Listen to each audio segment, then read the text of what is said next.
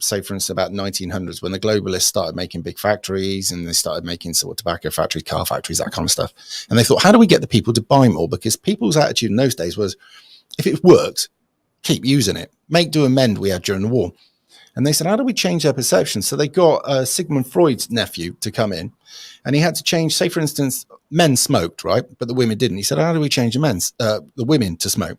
So a really big event over in America, he got 6, I think it was, the most famous female stars to smoke that day.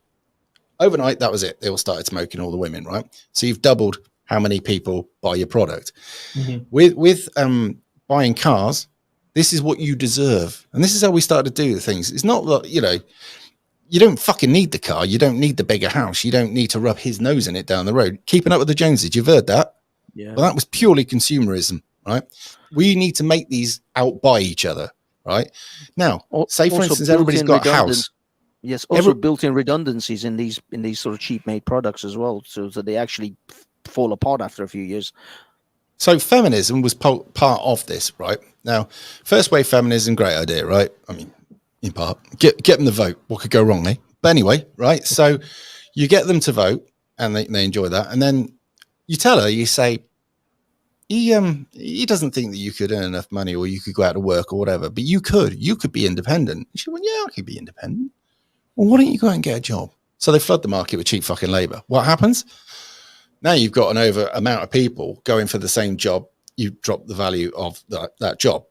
Now she has to work and he has to work because the wages of the one man won't do the job. So now you've got 2 taxable incomes, right? And you've got 2 people out working. One household. We got a problem here. How do we make more money out of that group? Split the fuckers up.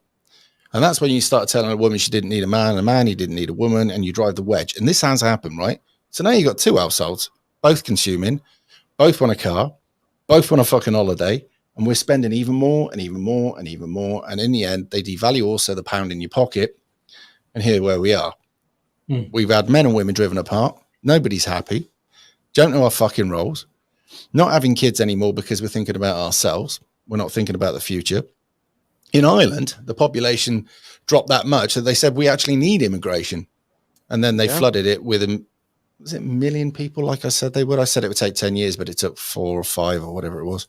But Same with Italy, right? Because there's not enough reproduction to sustain the population in 2-3 generations or something. It's really easily how you turn this around.